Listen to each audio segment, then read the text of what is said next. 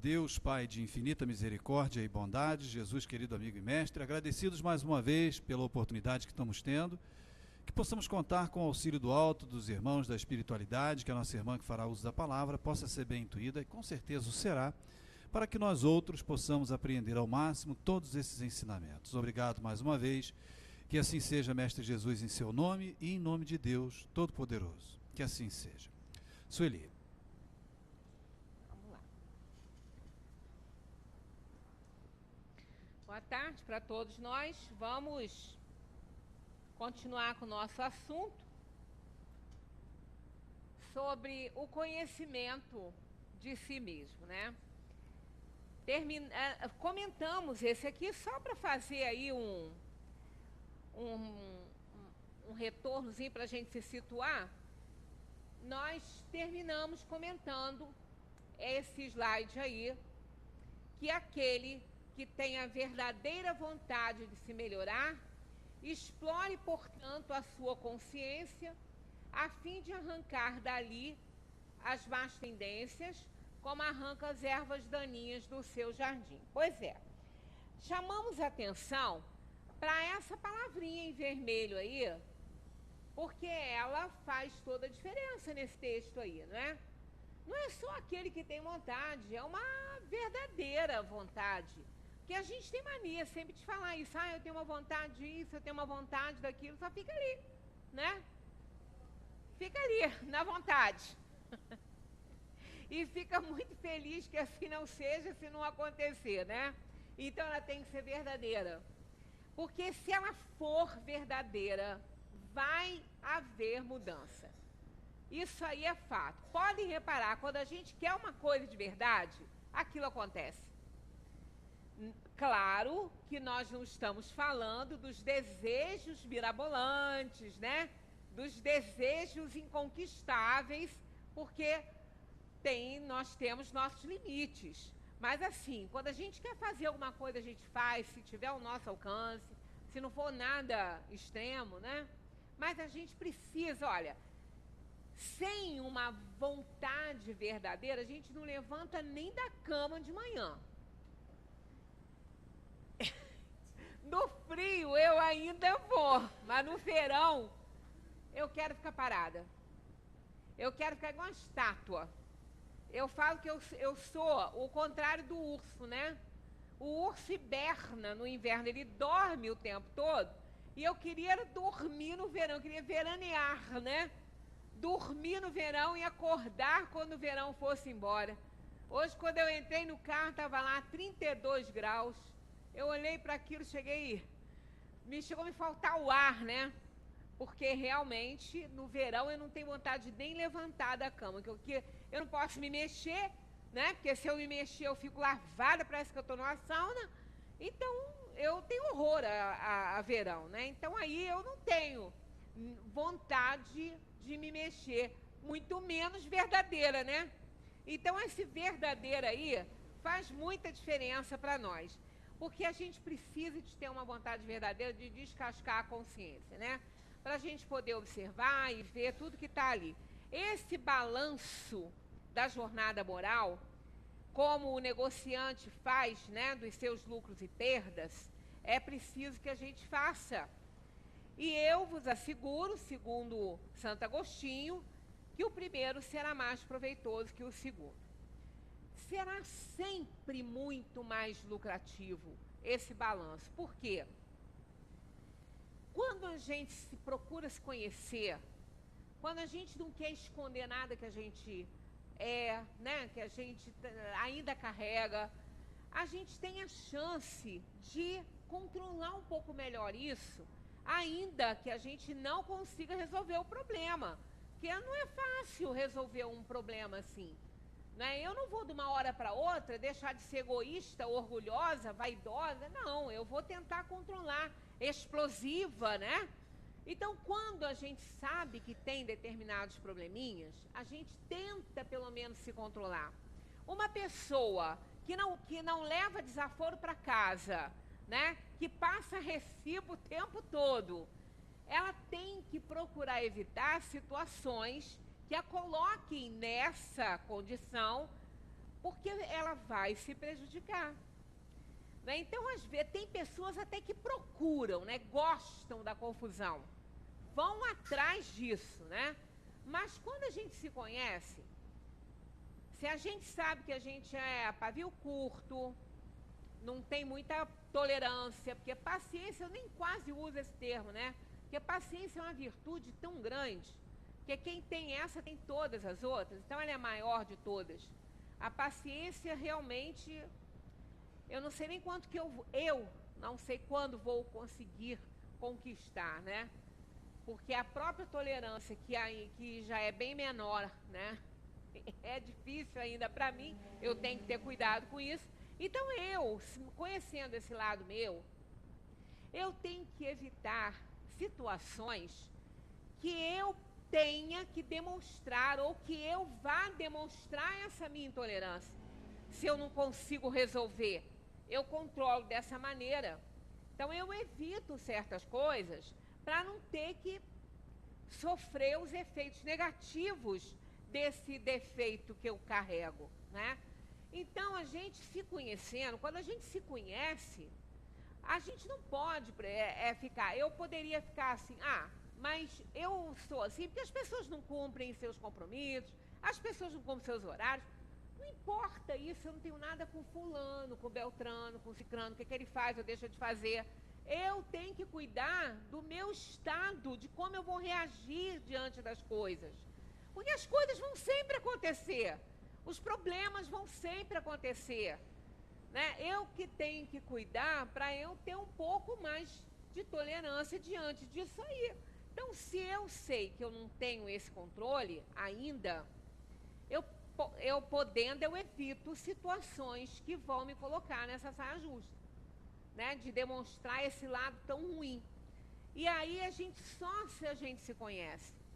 É igual aquela pessoa tem pavio curto, ela não consegue ouvir nada sem passar recibo, não leva desaforo para casa. Então, ela tem que procurar evitar, sempre que possível, aqueles encontros conflituosos para se resolver alguma coisa, se ela não for necessária, num grupo familiar, né? Se ela não for necessária, se não for um problema dirigido a ela também, é bom que ela não esteja. Porque aí ela não vai correr o risco de atear fogo naquilo ali. Porque é isso que acontece. Mas isso, nós só podemos agir dessa maneira quando a gente sabe que é assim. Quando a gente tem esse conhecimento. A pessoa fala, olha, eu sou pavio curto, eu nem vou lá. Porque se eu for, o próximo vai pegar fogo, vai explodir. Então, sou uma pessoa explosiva. Quer dizer, é aquela questão, o conhecimento de si mesmo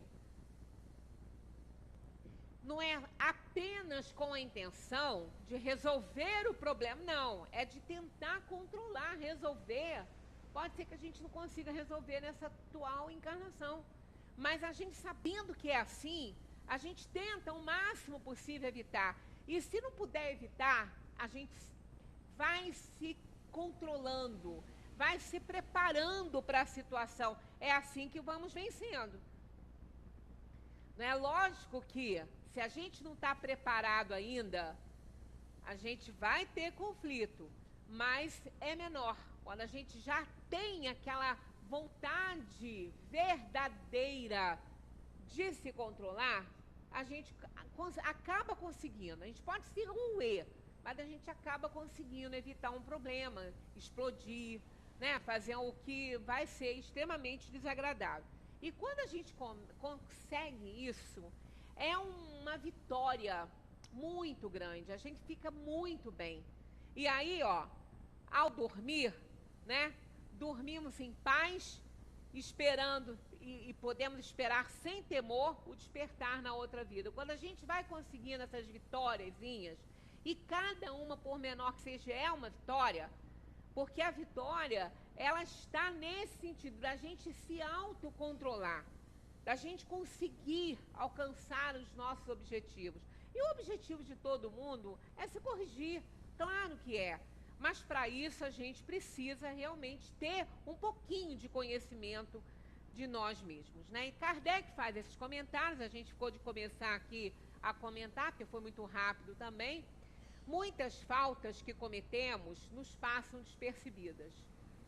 Muitas, porque às vezes a gente acha que aquilo não é uma falta e depois a gente vai ver que é. Chega um amigo e fala alguma coisa, a gente entende que aquilo ali é uma falta, então passa um despercebido, dali a pouco a gente consegue assentar. Aqui tem uma palavra importante que eu, quando li rapidamente semana passada, isso que eu falei que a gente ia partir daqui, eu nem comentei, tá? Assim, ó. Se com efeito, seguindo o conselho de Santo Agostinho, interrogássemos mais frequentemente, ó, aqui tem outra situação importante aqui com a palavra, olha a intensidade disso aqui. Segundo o conselho de Santo Agostinho, interrogássemos mais frequentemente. Não é só interrogar. Interrogar a gente pode, mas interrogar pode ser eu faço um questionamento hoje, daqui a 5 anos eu faço outro. Não, não é só interrogar, é interrogar mais frequentemente. Então é interrogar com frequência, não é ficar esperando, né? Não. A nossa consciência, veríamos quantas vezes falimos, sem disso nos apercebermos. Olha essa palavra que vem aí. Por não perscrutarmos. Olha, essa palavra quase não é usada. É uma palavra que ela não está em desuso, não. É a força tão grande dela que as pessoas nem usam, né? De tão forte que ela é. Porque o que é isso? É investigar verdadeiramente, é investigar a fundo. Não é passar por cima, não é olhar, não é ver, não. Perscrutar é investigar muito bem, ir a fundo, buscar mesmo. Ela tem uma força tão grande que ela não é quase usada, né? É uma palavra que tem muito peso, e é isso que Santo Agostinho queria dar essa ideia, né? Por não perscrutarmos, por não investigarmos a fundo, por não procurarmos verdadeiramente aquilo que a gente quer encontrar, por não perscrutarmos a natureza e o móvel de nossos atos. É muito importante essa última frase aí. A natureza e o móvel dos nossos atos. Quer dizer, o que nos move, o que nos motiva, né? Qual é a natureza da nossa motivação? O que é que me faz tomar esta ou aquela atitude? O que é que me faz não querer olhar para mim? O que me faz isso? Qual é a minha intenção nisso aí? Eu não quero aprender porque eu não quero ser melhor, ou eu não quero saber para não me comprometer quando tiver que tomar uma decisão e for contra a minha consciência. O que me motiva? Né? Então isso é muito importante. Essa última frase aí é extremamente importante. Por não perscrutarmos a natureza e o móvel dos nossos atos. A gente é muito inconsequente na maioria das vezes. A gente não mede consequências no que a gente fala. A gente não mede consequências no que a gente faz. E tem que medir. Porque senão a gente vai errar muito. Vai prejudicar pessoas e esse prejuízo retorna para nós. Nada fica sem resposta na nossa vida, seja o que for que a gente faça, tanto para o bem quanto para o mal. Então é melhor que a gente investigue profundamente os nossos atos. Por quê? A consciência só vai doer, só há remorso quando a gente vê que errou, quando a gente entende que errou. Senão não tem remorso. Então, quando a gente entende a natureza das nossas intenções, a gente freia um pouco, para a gente não cometer mais erros. Porque, do contrário, aquilo vai doer muito. Se a gente souber qual é o móvel das nossas ações e a gente não ligar, na hora que a gente vir o prejuízo estabelecido, aí vai doer muito. E olha, consciência doída nada melhora. Não é como uma dor que a gente tenha física que vá realmente ser corrigida ou melhorada ou até isentada por um analgésico. não é assim, né? A dor da consciência é muito grande. Ela dói muito. E muitas vezes a gente não tem como corrigir. Vai carregar. Então é melhor que a gente faça aí, perscrute de verdade o móvel das nossas ações. Aí, esse aqui também, eu acho que eu não cheguei a comentar, é muito importante, se foi muito rápido, a questão como se fazer. A forma interrogativa tem alguma coisa de mais preciso do que uma máxima que, em geral, não aplicamos a nós mesmos. Ela exige respostas categóricas por um sim ou um não, que não deixam lugar a alternativas.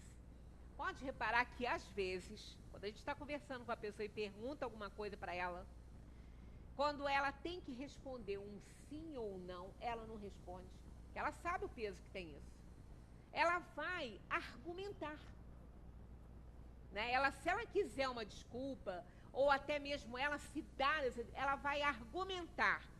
Mas fulana, eu não perguntei isso que você tá, eu quero sim ou não. Aí a pessoa leva um susto, porque é pesada essa resposta. Sim ou não é pesado. Porque é afirmativa ou negativa. Não tem argumentação. Então é essa interrogativa que a gente tem que fazer para a consciência. Não é ficar argumentando, porque nessa argumentação, o que a gente faz? Tapa o sol com a peneira, bota paninho quente em cima. Não é argumentação, é sim ou não, acabou. Tanto que quando a gente dá essa resposta, ela impacta. Quando a gente responde sim ou não, ela impacta. Ela impacta na hora. É essa que é a resposta para a nossa consciência. É essa. Não é aquela cheia de argumentação. Respostas que são outros tantos argumentos pessoais, pela soma das quais podemos computar a soma do bem e do mal que existe em nós. É facílimo isso. É como fazer aqueles testezinhos que vem no Facebook, nas revistinhas, né? Só responda sim ou não. Aí depois qual é o resultado? A soma de quantos sims, a soma de quantos nãos, e aí vai dar o resultado que você alcançou ali. Então é com essa resposta sim ou não que a gente consegue se definir.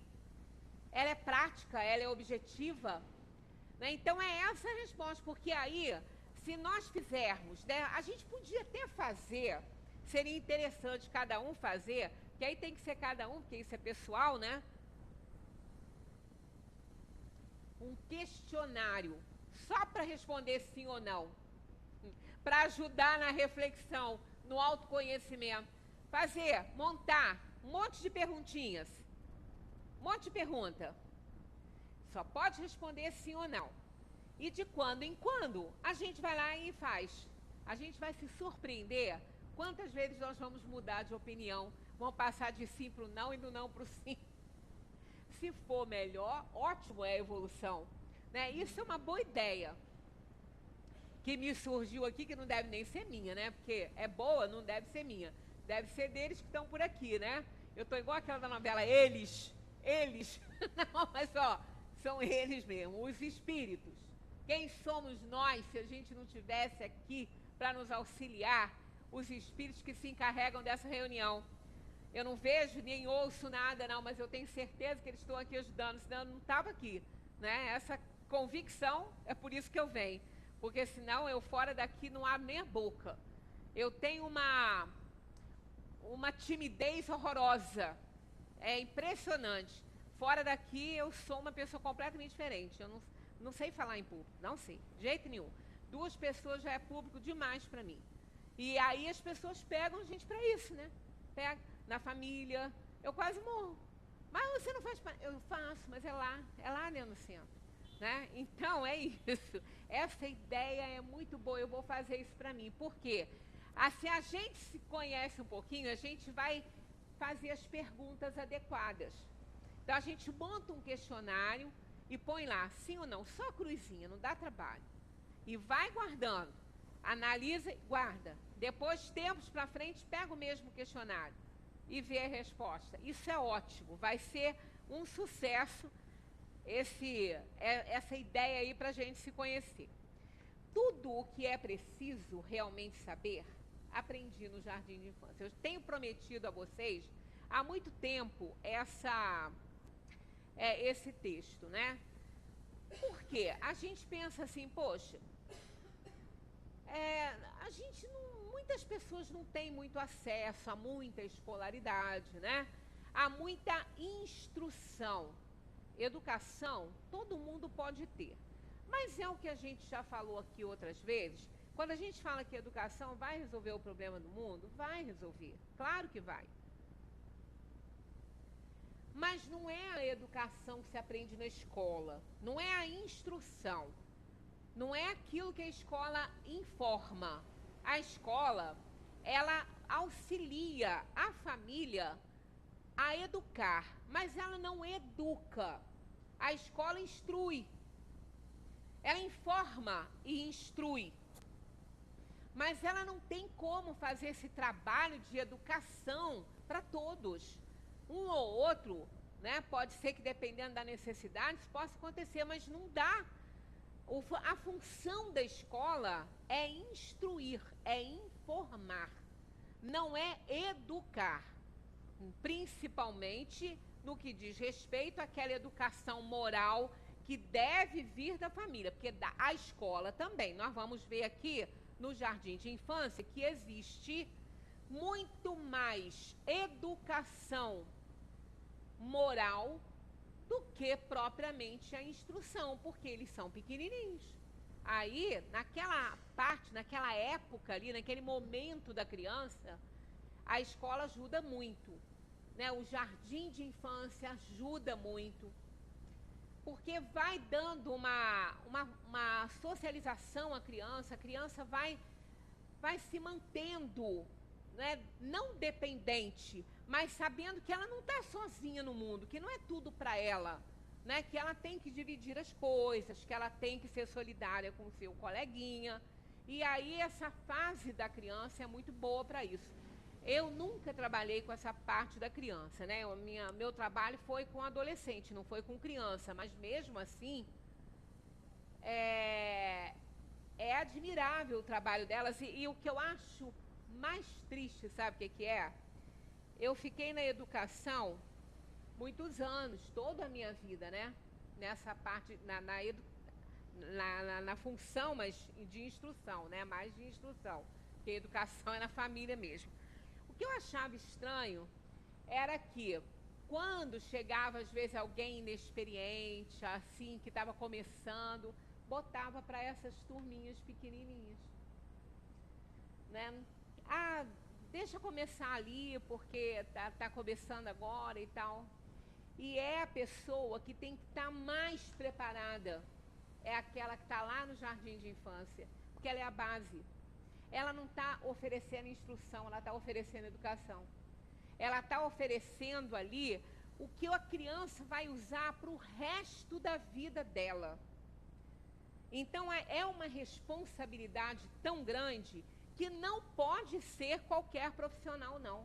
Tem que ser um profissional preparado para isso, um profissional especializado nisso, porque ela não está ensinando a ler, não. Isso é lá na primeira série. Ela está dando noções, mas é a parte social, né, a parte espiritual, isso tudo é aquele jardinzinho ali, né, que a criança tem. Então é muito importante isso aí. Então tá aqui, esse texto andou pela internet aí sendo de Pedro Bial, coisa nenhuma. Não é dele, né? É de Fugel, o nome, o primeiro, vem aqui no final, o primeiro nome eu estou me esquecendo, é um escritor americano. Então tá lá, ele escreveu o livro Jardim de Infância. Tudo o que preciso realmente saber, aprendi no Jardim de Infância. Tudo que hoje preciso realmente saber sobre como viver, o que fazer e como ser, eu aprendi no Jardim de Infância. A sabedoria não se encontrava no topo de um curso de pós-graduação, mas no montinho de areia da escola de todo dia. estas são as coisas que aprendi. Aí ele faz uma relação, né, de tudo ali que ele foi aprendendo. Nesse convívio, né, nessa fase da vida, a gente aprende o exercício de se autoconhecer. É naquele momento lá, depois vai ficando mais complicado, porque a criança, ela tem a criança humana, ela tem a infância mais longa de todos os animais, né? É o homem. Nós temos lá 7, 8 anos de infância. Um animal, um cão, por exemplo, com 8 anos, está ficando velho. A minha está com 10, ela já vai fazer 10 agora em julho, ela já está uma senhora. Né? Então a gente vê, olha, a criança, com o animalzinho, assim que ele nasce, ele já começa a andar, ele levanta, a mãe estimula, né? E ele sai andando. É até muito engraçado que eles todos desengonçados, caem, tudo. Nós, quanto tempo a gente leva? Né? Já late. A minha tinha 1 mês, já latia. A criança leva não sei quanto tempo para falar. Ela chora só, mas ela demora para falar. E se ela for preguiçosa, ela vai demorar mais ainda para falar. Então a gente vê que nós temos essa, não é por acaso isso não, é para dar oportunidade nesse período aí, em que o espírito ainda não está desperto para o que ele veio fazer na atual encarnação. Não é a encarnação que não está completa não, vamos esclarecer muito bem isso, de jeito nenhum. A encarnação, ela se completa na hora do nascimento. Nasceu, está encarnado. Ela começa quando há a união dos gametas masculinos e femininos. Ali vai formar, portanto, o ovo. Ali começa a reencarnação, começa. Uma extensão do fluido do perispírito vai para o útero materno e vai com o material genético comandado pelo espírito, formar o corpo que aquela alma vai utilizar. E aquilo ali vai ser impresso naquele corpo físico. Vai ser impresso ali o que ela tem que passar, todas aquelas coisas que ela fez, a escolha dela que ela fez, algumas doenças, o período que aquelas doenças vão eclodir, aquilo tudo vai vir já na escolha que a alma fez para esta ou aquela doença, para esse ou aquele problema que vai surgir num determinado momento. Então é como uma impressão que vai fazendo ali no corpo físico, com o auxílio da genética, tanto que muitas vezes as doenças genéticas, é isso aí, né? São herdadas de pai e mãe, mas não é por acaso que aquela alma está nascendo daquele pai e daquela mãe. Nada acontece por acaso na encarnação humana. De jeito nenhum. Isso não é acaso nenhum. Apenas quando a gente fala que as encarnações de espíritos muito atrasados, muito ainda pouco lúcidos da situação, da obediência à lei, elas são muito rápidas. Quanto mais atrasado é o espírito, mais rápido ele reencarna, mais rápido ele é traído para o plano material. Porque não adianta ele ficar na erraticidade, que é o período entre uma encarnação e outra, refletindo, porque ele não tem condições de refletir. Ele não tem condição de achar que ele está errado. Então, ele não adianta ficar lá. O objetivo do tempo na erraticidade, do tempo entre uma encarnação e outra, é esse balanço que a gente faz da vida que a gente levou, do que a gente fez, do que a gente deveria ter feito e não fez. Esse balanço, a alma tem que ter condições de entender isso. Se ela for uma alma muito atrasada, ela não entende isso. Então não adianta ficar lá. É perda de tempo. Na erraticidade, o espírito aprende mais do que no plano material. Porque ele está livre das influências do mundo. Mas provar que está melhor é só diante do problema. É só diante do fato. As condições impostas a ele, para que ele possa mostrar que ele pode superar aquilo ali.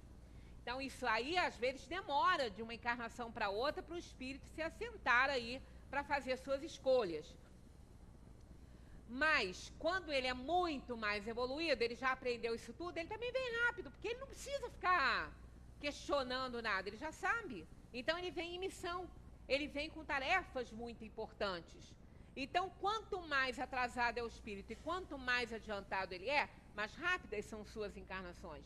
Mas se ele está numa situação mediana como a nossa, a gente demora, às vezes, um pouquinho para retornar, justamente para fazer esse balanço aí que a gente tem. Quando a gente chega no mundo, a gente precisa de um tempo aqui para adquirir valores da família, né, dos responsáveis, daquela escola que vai também nos ajudar, do meio em que a gente está inserido, para que a gente possa depois juntar aos que nós já temos.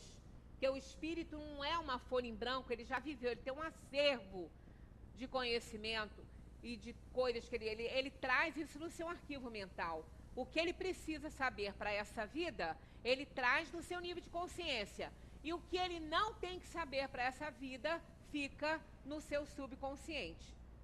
Então, ele não vai ter consciência de certas coisas. Por isso que, às vezes, um espírito muito intelectualizado, muito inteligente, ele não pode vir com essa inteligência, porque ele usou mal. Então, ele vem numa situação de demência, de algum problema, todo o seu conhecimento, toda a sua evolução intelectual fica no seu subconsciente, não vem ao seu nível de consciência para ele poder desenvolver a moralidade. Então, isso tudo vai depender da necessidade kármica. Então, o espírito, nesse período, nessa infância longa que ele tem, que vai durar aí 8 anos, 9 anos, às vezes, ele tem chance de recolher valores da família. Por isso que a tarefa dos pais é muito importante, muito importante. Ali ele vai aprendendo muita coisa, porque depois, quando seu corpo estiver formado, seus hormônios começarem a ser produzidos, né, o lobo frontal responsável pelo raciocínio estiver pronto, aí ele entra na adolescência, aí ele vira um aborrecente, né? Todo mundo fala, ah, meu Deus, acabou o sossego. Não é não, ele está despertando. Ele está despertando para o que ele veio fazer no mundo. Aí ele vai começar a ter reminiscências do passado, ele vai começar a ver um e outro que ele não gosta tanto, que ele não admira tanto, vai começar a ver defeito em um, defeito no outro. Por quê? Ele vai começar a raciocinar. Ele vai começar a ter suas fichas caindo. Poxa, olha o comportamento de fulano. Quando ele era criança ele não via, mas depois ele começa a ver, porque ele começa a perceber, ele começa a entender. Aí ele fica revoltado com certas coisas, muitas vezes tem uma antipatia gratuita ou do pai ou da mãe, às vezes isso vem desde a primeira infância. Então nós não estamos aqui no mundo para fazer turismo. Na família se reúnem espíritos afetos e desafetos, né? Amigos e inimigos, sempre num contexto para oferecer condições para o espírito resgatar o seu passado. Então, essa infância grande, o espírito ainda está muito dependente, porque o corpo ainda está muito dependente, não tem ainda muito livre-arbítrio, não tem. Tem, mas tem pouco. O livre-arbítrio é sempre relativo, principalmente em relação ao conhecimento. Quanto mais você conhece, mais sabe escolher. Quanto menos conhece, menos sabe escolher. Então, a criança, como conhece menos, escolhe menos. Então, ela está num período em que ela aceita melhor as coisas. Tudo é mais fácil para ela aprender. E a parte moral também. Então, no jardim de infância, ela vai aprender, junto com outras crianças, muitas coisas que vão ficar para a vida inteira. Para a vida inteira. Muitas famílias, às vezes, acham bobagem essa primeira fase aí, é muito caro. É muito caro, é sim. Uma boa escola, um jardim de infância é caro, não é barato não. Porque é de uma responsabilidade muito grande. Vamos ver o que ele tem a nos dizer sobre isso, né? Aqui ele foi citando, ó, compartilhe tudo. Olha os ensinamentos que a gente vai tendo no jardim de infância, como que isso vai nos fazer bem no futuro, vai nos tornar pessoas melhores, mais sociáveis, mais compassivas, mais solidárias, né? Compartilhe tudo. A criança precisa compartilhar. Tanto que as tias pedem, ó, não pode trazer para o colégio, fala com as mães, nada que ela não possa emprestar. Porque a criança vai com aquele brinquedo, a outro coleguinha que, não, minha mãe não deixa. Não pode isso. Tudo que levar é para compartilhar. Tanto que os jardins de infância, eu não lidei muito com isso, mas eu vi algumas coisas acontecerem. É tudo junto, né? Juntava as coisas. É a caixinha do lápis de cor, é a caixinha das tintas, é a caixinha não sei de quê. Não tem nada, é meu, é seu. Não, junta lá. Ela vai compartilhar. Ela vai juntar com a amiguinha, ela vai usar a mesma tinta que a amiguinha está usando. E assim vai. Jogue limpo. Professora atenta, não fica só uma. Tem várias observando. Porque tem criança cruel. E como tem criança cruel, que às vezes precisa de alguém para ficar, alguém contratado pela família para ficar junto. Porque ela machuca, ela morde, ela bate e cria problemas sérios. Às vezes nem é mais aceita na escola. Isso já aconteceu várias vezes, né? Então a criança, ela tem que jogar limpo. Ela não pode mentir, ela tem que falar. Ela não é que é uma coisa interessante, porque a criança, ela não sabe dedurar, não. É porque ela acha que aquilo está errado. Então, se o coleguinha fez, ela fala, mas não é porque ela quer prejudicar o coleguinha, não. Mas é porque ela está vendo que aquilo ali não está certo. Ela conta que foi fulano que fez. Mas não é uma delação, não. Premiada, não. É apenas porque ela está vendo que está errado aquilo ali. E isso não pode ser tirado dela. Então ela joga limpo e ela vai ver quando o outro não joga limpo. Aí sempre tem tia, fulano tem. Esse tia, no final das contas, a pobre ouve isso a noite inteira, né, tia?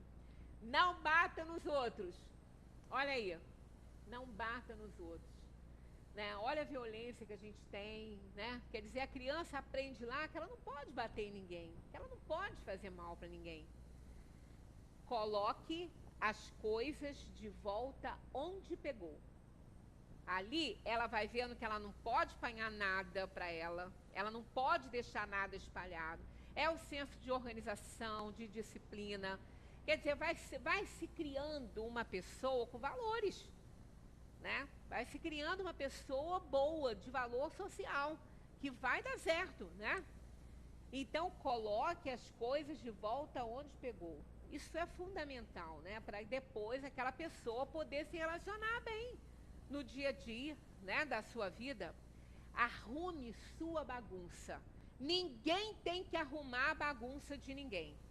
Esse arrume sua bagunça, aqui é o brinquedinho jogado, é a roupinha que está fora do lugar, é o lanchinho que ficou com um restinho por ali, né?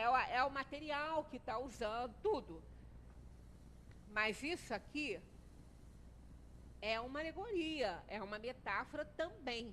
Porque bagunças na nossa vida, quantas vezes a gente faz o que não devia e o outro tem que vir consertar a nossa situação?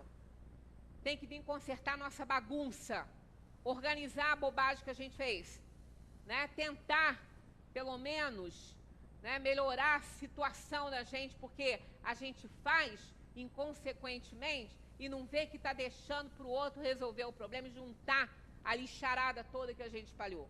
Né? Então, isso aí, ó, aprende lá, arrume sua bagunça, não deixa nada para ninguém. Ninguém precisa fazer nada para consertar suas bagunças, guardar suas coisas, você que tem que fazer. Né? Não pegue coisas que não são suas. Já lá nessa questão de botar onde, né, no lugar, já está vendo que não pode pegar. E aqui ainda reforço, ó, não pegue coisas que não são suas. Olha a grandeza disso aí. Quer dizer, vai ser uma pessoa que realmente não vai pegar nada, não vai roubar nada, não vai tirar nada de ninguém, né? Vai ter valores. Ela está aprendendo. Se ela vai aprender e utilizar isso, é com ela. Mas ela está aprendendo lá. São regras básicas de vida. Né? Hoje eu recebi uma mensagem até no nosso grupo da família do meu filho, que a minha família, parte está lá na Barra, parte está ali no Leblon, né? E a gente sai ali, né, na rua Carlos Góes, ali onde a minha tia mora, ela anda ali, vai ao supermercado. Sabe o que eles estão fazendo? Hoje aconteceu nessa rua, perto do prédio dela, assim, né? Uma senhora que foi ao supermercado, que é do outro lado da rua, assim. Ela foi assaltada por uma pessoa com uma faca, com um homem. Ela tinha saído de um carro. Inclusive, quem botou essa mensagem foi um motorista de táxi. Porque quando ele viu uma pessoa com ela, mas ele não sabia quem era. E depois, quando aquilo tudo acabou, ela foi tentar pagar ele, não tinha mais dinheiro. Ela saiu do carro, né? E ela ali ia subir na frente do prédio dela, né? Aí encostou um homem com uma faca, encostou ela assim, ficou na frente, ninguém viu o que estava acontecendo. Ele exigiu que ela abrisse a bolsa, aí ele pegou a carteira, pegou tudo que tinha, pegou o cartão dela do banco e tirou uma maquininha do bolso, colocou o cartão na máquina, fez ela colocar a senha para ele fazer uma transferência. Olha como que agora está o roubo, tá assim. Quer dizer, quando a gente pensa que já viu tudo, que já se esgotaram as estratégias, olha isso. Olha isso. Pensa bem. Aí, coitadinha, ela teve que fazer. Ela nem sabe quanto foi o valor que ele botou ali. Porque simplesmente ela botou a senha e ele que digitou o resto. A quem que ela estaria pagando, porque aquilo ali ela estaria pagando alguma coisa para alguém, para ele poder tirar o dinheiro dela, né? Aí quando tudo acabou, que ele saiu, ela foi falar com o motorista, que o motorista estava esperando que ela ia pagar ele, né? Que ela ia pedir, acho que alguém para descer, não sei, para pegar, sei lá o que aconteceu. Eu sei que foi ele que fez. Aí ele falou, não, a senhora não precisa me pagar, não. A senhora vai ver isso. Ela falou, eu vou subir rápido para bloquear esse cartão e tal. Então, está nesse nível. Quer dizer, olha só, essa pessoa, não sei se frequentou um jardim de infância, mas se tiver frequentado, aprendeu que não pode, né, tirar nada de ninguém. Pelo menos aprender, ela aprendeu, né? Se está usando, claro que não está, né? Peça desculpas quando machucar alguém, mas peça mesmo. Olha só que interessante, né? Peça desculpas quando machucar alguém. É educado isso. Você vai ver, machuquei sem querer, mas peça mesmo, não é aquilo não, que a minha netinha, a gente fala assim para ela, pede desculpa, ela fala assim, desculpa. Desculpa. O pai, o quê? O pai? Desculpa. Não. Olha no olho da pessoa e pede desculpa, alto, todo mundo tem que ouvir. Ela quase morre, ela fica colorida. Tem hora que não pede. Aí ele fala, então você vai lá pro seu quarto, senta lá na sua cama, quando você pensar em pedir, você sai de lá. Ela vai, fica lá, chora, ninguém atende. Aí depois ela vem, papai, desculpa, tá? Olhando para ele. Agora tá bom, tá ótimo. Assim, olha a dificuldade, 3 anos, com 2 já fazia. Que dificuldade de pedir desculpa. Olha só. Aí outro dia eu falei com ela, falei assim, você jogou seu amiguinho no chão, não vou ser sua amiga mais? Deus me livre de ter uma amiga assim que joga o amigo no chão, porque ela jogou o Chico Bento no chão. Estava aborrecida. Aí ela falou assim, aí chorou porque eu não ia ser mais amiga. Falei, não posso ser sua amiga, você trata seus amigos assim, você disse que Chico Bento era teu amigo. E você jogou ele no chão, daqui a pouco você está me empurrando também, né? Aí ela falou, não, vovó, não vou fazer isso. Eu falei assim, ele tá no chão ainda. E você está falando que não vai fazer mais. Pede desculpa para ele. Aí ela foi lá, pegou ele, desculpa. Eu falei, pede alto, ele não ouviu. Aí ela pediu. Então, olha, educar dá muito trabalho, gente. Muito trabalho. Então, a gente vai vendo a dificuldade que essa baixinha tem de pedir desculpa. Quer dizer, ela está desde 6 meses na creche, né? Que ela foi pequenininha. Os pais trabalham. E ó, lá a tia falou que ela não tem problema nenhum, ela pede. Que eu ainda perguntei, eu falei, tia, ela pede desculpa aqui, assim? E se ela fizer qualquer coisa, ela pede desculpa, porque todos pedem, né? Todos, Então, lá na casa a gente pede também. Se fizer alguma coisa para ela, a gente, desculpa vovó, o pai é a mesma coisa, mas em casa ela tem dificuldade. Por quê? Porque lá estão os seus afetos e desafetos. Então, ali é o núcleo, né? A gente tem que ter cuidado com essa questão da família. Mas tem que ensinar. No jardim a gente aprende. E a gente tem que dar continuidade em casa, né? Lave as mãos antes de comer. Hábitos de higiene, né? Necessários à vida, né? Puxe a descarga. Isso é tudo disciplina, né? Pão quentinho e leite fazem bem para você. Quer dizer, a criança vai aprendendo as coisas mais simples do mundo. Tudo que ela precisa para ela aprender a conviver. Respeite o limite dos outros. Olha aí. Isso aprende no jardim de infância. Respeite o limite dos outros. Quando que a gente respeita, gente, o limite dos outros, a gente só pensa nos nossos direitos, deveres é que o outro é que tem, né? Leve uma vida equilibrada. Aprenda alguma coisa. Pense um pouco. Desenhe, pinte, cante, dance, brinque. Trabalhe um pouco todos os dias. Olha essa diversidade de atitudes, não é? E pensar, olha, pense, né?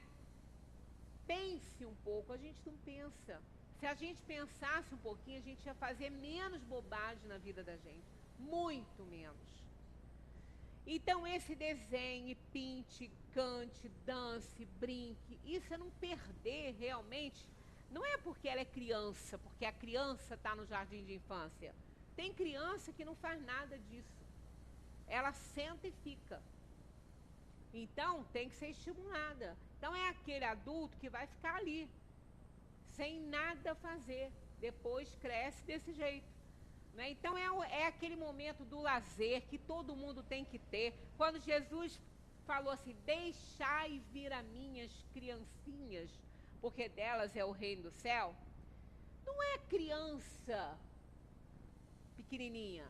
São as pessoas com a alma de criança, com aquela criatividade, com aquela beleza, com aquela bondade que a criança tem.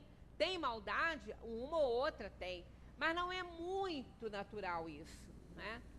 Crianças não têm preconceitos.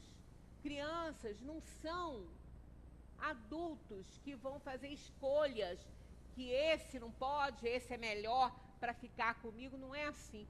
Coloca criança de vários níveis sociais num espaço e dá uma brincadeira para eles, seja qual for. Bota todo mundo igualzinho, com o mesmo uniformezinho, né? Um shortinho com uma camiseta e solta num campo e dá atividade. Todos vão brincar juntos. Todos vão ser amigos ali. Todos. Mesmo de classe social diferente, de etnia diferente, ninguém vai ter problema. Porque elas não são preconceituosas. Então, se a gente cria, né, essa ideia na criança desde pequenininha que esse não serve para ser seu amigo, aquele também não, aquele assim, assado. Tem criança que na escola fala assim para a tia, quando a tia coloca num grupo, meu pai falou que para ir com a minha mãe, meu pai falou que esse aqui eu não posso brincar não. Olha só, nós estragamos as crianças. Quer dizer, a escola ajuda, né? A educação vem de um lado e de outro, mas a casa tem que estar aí bem preparada para isso, né? Tire uma soneca à tarde. É a questão da necessidade do descanso. A pessoa precisa descansar. Ela precisa ter aquele momento para descansar na sua vida adulta, senão ela não aguenta. Ela não aguenta, ela fica doente. Quando sair, cuidado com os carros. Então, isso aqui é uma metáfora para os perigos da vida, né? Cuidado, ter cuidado com as coisas. Ser uma pessoa previdente, e não uma pessoa imprudente. Então, ali ela vai ter os exemplos daquilo que ela conhece, que seja um perigo, uma coisa ou outra. Carro é perigoso. Então, ela já sabe que aquilo ali, ela tem que ter cuidado com o que é perigoso. Aí, no decorrer da sua vida, tudo que for perigoso, ela será cuidadosa com aquilo ali. Né? Ela vai ter cuidado na hora de agir. Dê a mão e fique junto. Olha aí a solidariedade, a ajuda mútua. Né? Dê a mão e fique junto. Porque qualquer coisa, o coleguinha está ali ajudando você. Então, ela tem aquela ideia, ela abre, né, para aquela ideia de que realmente ela precisa do outro. Ela precisa do semelhante, que vai ajudá-la, assim como ela também vai ajudar. Então, olha a quantidade, né, de coisas que se aprende num jardim de infância. Repare nas maravilhas da vida. A criança, ela tem, segundo Rubem Alves, olhos encantados. Porque a criança se encanta com tudo.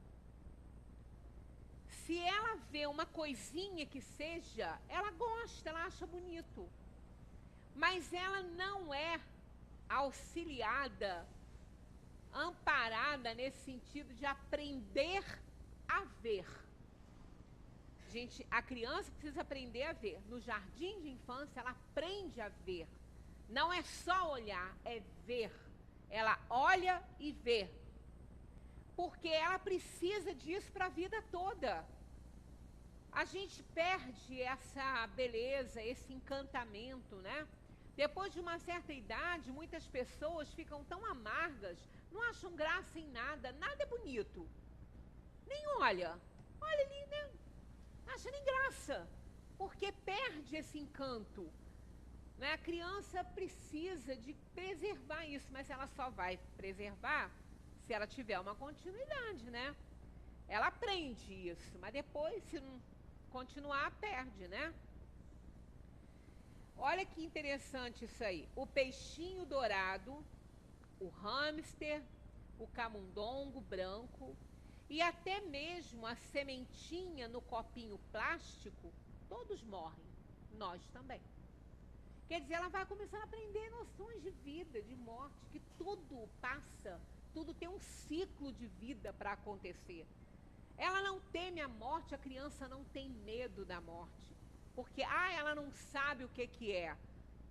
Inconscientemente, ela até sabe, mas não está no seu nível de consciência. Ela não tem esse raciocínio.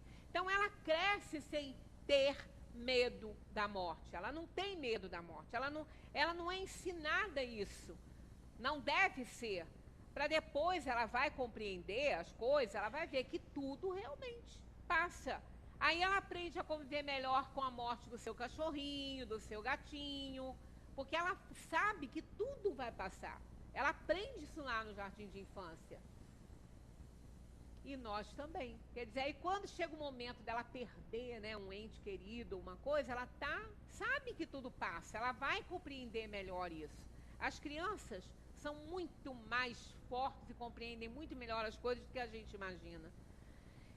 E então, se lembre do livro João e Maria. Olha só, o que é essa historinha João e Maria? É a história dos irmãos que unidos venceram o medo e conseguiram retornar a casa e ainda auxiliar os pais que o pai, né, que a mãe era madrasta. Coisa horrível, né, mas é assim na história. E depois ainda auxiliou eles, porque eles abandonaram esses dois na floresta. Então a simbologia, a metáfora de João e Maria, né, eles foram abandonados, mas eles ficaram juntos. E juntos eles conseguiram vencer o mal. Então, a vida da gente é assim. Se a gente ficar junto, a gente consegue vencer as coisas. Separado fica difícil. E lembrar da primeira palavra que aprendeu, a maior palavra entre todas, olhe. Porque aprender a olhar e ver. Assim, a gente consegue observar. A nossa crítica fica mais clara. A gente consegue fazer um juízo mais acertado das coisas quando a gente olha, presta atenção, vê, né? Então, essa é uma das primeiras palavras que a gente aprende, não só na escola, quanto também. Quando a criança é pequenininha, ela ainda não tem uma visão muito clara, né? Aí as mães, as pessoas ficam assim, olha para a mamãe. Aí, dali a pouco, ela começa a ver, a perceber a diferença das coisas, né? Então, isso é importante, esse aprender a olhar e lembrar que aprendeu isso lá, né? Tudo o que você precisa saber está lá, em algum lugar do jardim de infância. As leis de convivência, o amor, as regras de higiene e saúde, a ecologia, a política e a vida saudável. Então, se nós formos ver naqueles itens ali, tem tudo isso. Tem tudo isso. As regras de higiene, saúde, ecologia, política, vida saudável, está tudo lá. Então, uma pessoa que relembra isso, né, que começa a refletir sobre o que ela já sabe, o que ela aprendeu com alguém, seja no jardim de infância ou na família, ela começa a ter mais facilidade realmente de se conhecer. De falar, não, eu aprendi isso, eu sei isso, eu tenho que me corrigir nisso aí. Então, é uma pessoa que vai dar mais certo, que vai conseguir ser mais feliz, que vai conseguir alcançar seus objetivos de uma maneira mais solidária, mais feliz. Pense como o mundo seria melhor se todos nós, no mundo todo, tivéssemos pão quente e leite todos os dias por volta das 3 da tarde. E pudéssemos nos deitar com um cobertorzinho para uma soneca. É o suficiente. É ter o suficiente, não precisamos de mais. A pessoa que aprende isso aqui, ela sabe que ela só precisa ter o suficiente para ela viver. O extraordinário é demais, como disse o urso para o Mowgli, né? O extraordinário é demais, atrapalha. Ou se tivéssemos uma política em nosso país e em todos os países de sempre colocar os objetos de volta ao lugar onde os encontramos e de limpar as nossas bagunças e as nossas confusões. Tudo ia ser, sem dúvida, muito mais fácil, né? Não importa quantos anos você tenha, ao sair para o mundo, é sempre melhor dar as mãos e se manter junto. Robert Fulghum, ele é um escritor, ele escreveu muitas coisas direcionadas à criança, né? E vale a pena ler algumas coisas dele. Então, esse livro, esse texto foi tirado do livro mais famoso dele, que é o livro Jardim de Infância. Que realmente, quando a gente vê que a gente tem todo o conteúdo, nós temos tudo em nós, tudo. Nós não precisamos, só precisamos de ler isso aí, de resgatar essa criança, de resgatar esse tempo onde a gente aprendeu, e nós vamos sentir uma leveza tão grande que a gente vai ver, poxa, quanta coisa que eu fiz de errado que eu podia ter feito certo. Eu sei fazer isso, né? Então é isso que a gente tem que entender. Eu sei fazer certo, então vou fazer certo. Aí a reforma vai acontecendo. E essa reforma vai nos dando o conhecimento de nós mesmos, que é tudo que a gente precisa para ser feliz. Lembrando, lá no oráculo de Delfos, né, de onde Sócrates tirou essa frase, que ela não é dele, ele que trouxe, mas ele tirou, está escrito isso lá, né? Conhece-te a ti mesmo e não tenha excessos. Está escrito também isso lá, junto com conhece-te a ti mesmo. Não tem excessos. Quer dizer, é encontrar o meio. Os extremos são necessários para a gente reconhecer a necessidade do meio. Porque é o extremo que nos faz retornar ao meio. Tanto de um lado quanto de outro. Né? Sempre lembrando. Eu tenho sempre na minha mente um brinquedinho, eu já comentei quando a gente começou a falar sobre isso. Não era brinquedinho, não, era uma coisa que meu pai tinha, que era, foi até ele que fez de aço inox assim, mas isso tem para comprar.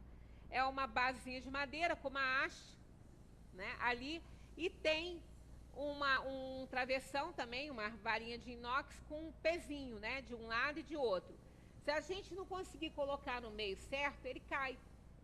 Ele não fica no lugar. Porque ele não segura. Não é imã não, mas ele não segura. Agora tem com imã, mas não tinha. Naquela época era assim. Então, colocava ali. Se não encontrasse o meio certinho, ele caía. E eu ficava ali, ó, até conseguir botar aquilo equilibrado. Olha que eu ficava cansado. Meu pai, esquece, depois você... Não, eu quero botar isso aqui. Aí só quando eu botava aquelas coisas, aquela varinha retinha, com as bolinhas retinhas, que eu sossegava. Pena que eu não aproveitei tanto aquilo para minha vida para manter meu equilíbrio, né? Cresci, perdi o encantamento, agora o negócio é a gente retornar. Nunca é tarde para a gente recomeçar nada. Principalmente despertar e devolver aos nossos olhos o encantamento da infância, porque isso vai nos fazer muito mais felizes e verdadeiros valores sociais. Muita paz para todos.